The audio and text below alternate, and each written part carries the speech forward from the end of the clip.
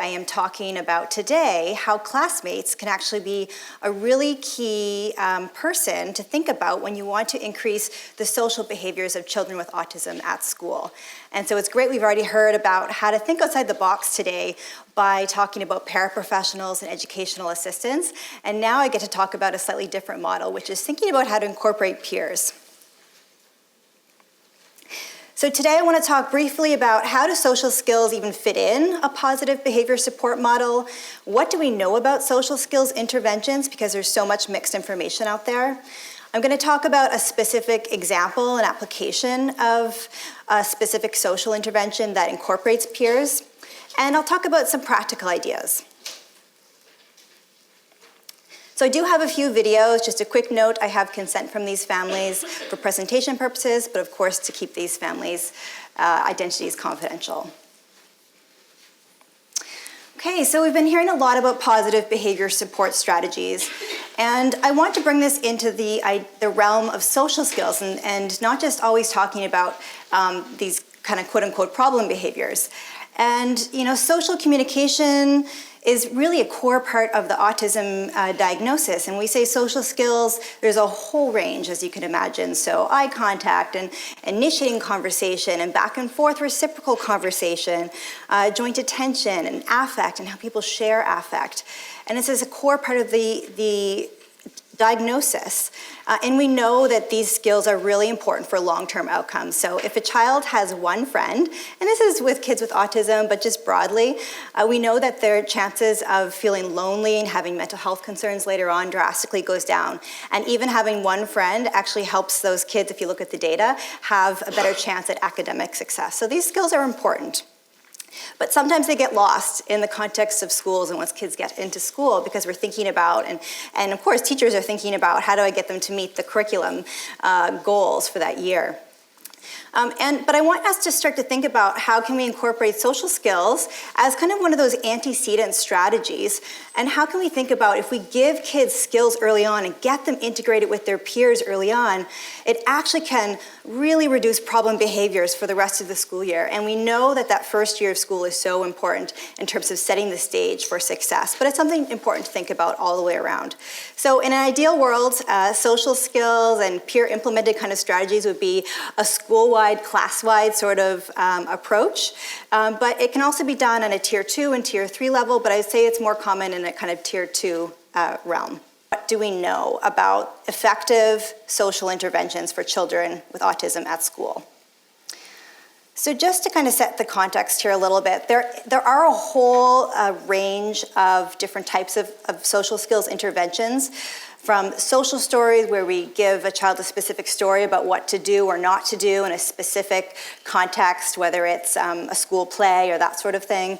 There's peer-mediated strategies, which I'm going to spend time talking about today, where in this context, a child, a classmate often, who's typically developing, actually learns skills to teach to the child with autism directly.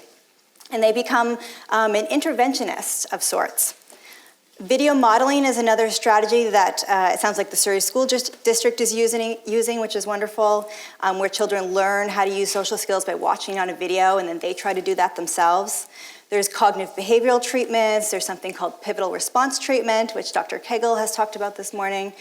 And there's also joint attention types of social skills intervention, because in terms of joint attention, we know that kids have a harder time, if they're really excited about a really cool truck outside, they have a really hard time sort of pointing to the truck and looking back at their mom and dad to get their attention, and kind of pointing back at the truck to share that experience. And so some social skills interventions have really focused on kind of teaching that skill in particular. So these are just a few that are out there. It's no wonder that a lot of people are confused about what might work or not work and what's best. And I feel like this is a public service announcement. Not all that glitters is gold.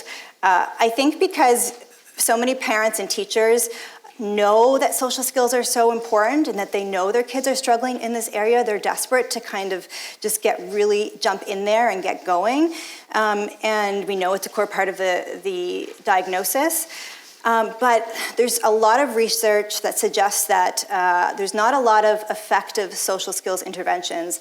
And often what happens is they are taught in isolation, in classrooms outside of other kids, and so maybe their kiddos with ASD look really great in this one kind of setting, but as soon as they go out to the real world, they don't have the skills anymore, and then parents are spending all this money for something that doesn't actually transfer to the settings that really matter. So I wanted to spend some time talking about the research and where things stand so you can make informed decisions as educators and as parents.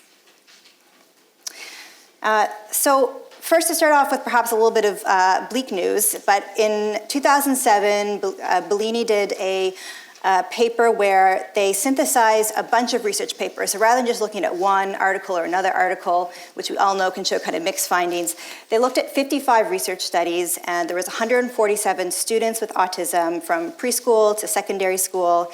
And what they found is that overall, social skills interventions produced low treatment effects. So they weren't actually all that helpful when we looked at all that data.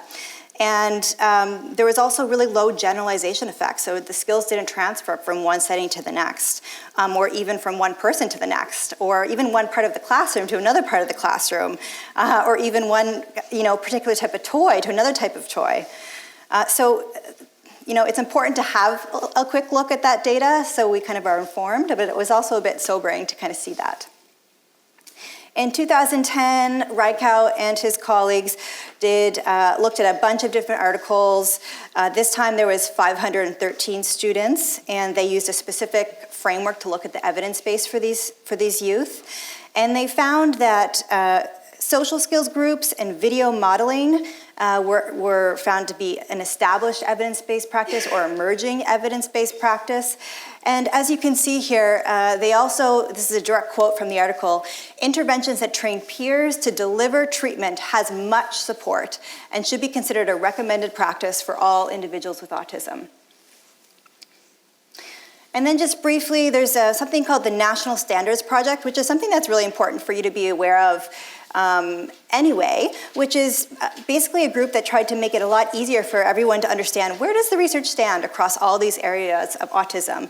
And originally they launched the first phase in, I believe it was 2009 or 2010. They did a second phase that has come out in 2015. And in terms of established interventions for social skills for children with autism, they found that pivotal response treatment, peer training, and social skills practices were found to be an established evidence-based practice, meaning we know that that works. So just to put it all together, because that was a lot of information, but what we have found that we know for sure works is that social skills intervention needs to happen at a higher dosage. So instead of just thinking of it like, we'll do a little bit here, a little bit there, we want to think of it more in terms of, in terms of early intensive behavioral intervention. We want to have it throughout the day and frequent. The naturalistic environment's really important. And I want you to think in your schools how you can incorporate even more, because social skills, first of all, schools it's a social village. I can't think of a more appropriate place to do social skills work. Kids spend most of their time at school, and that's where all the peers and their friends are. And so, and truly when we look at the literature, if you try to teach social skills without kids the same age and not in the context that they're actually in all the time, then it really does not generalize.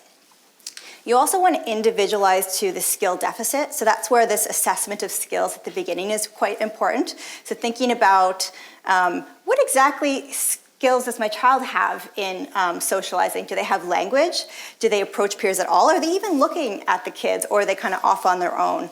Can they start a conversation, but then they have a really hard time maintaining? So you want to kind of get a sense of where they're at and individualize that program.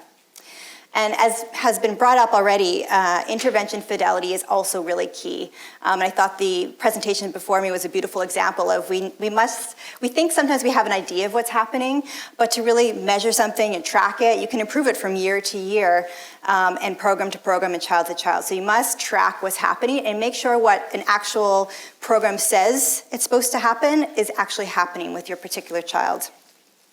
And the final one, peer involvement, is found to be really critical to generalize skills and enhance the intensity of the program.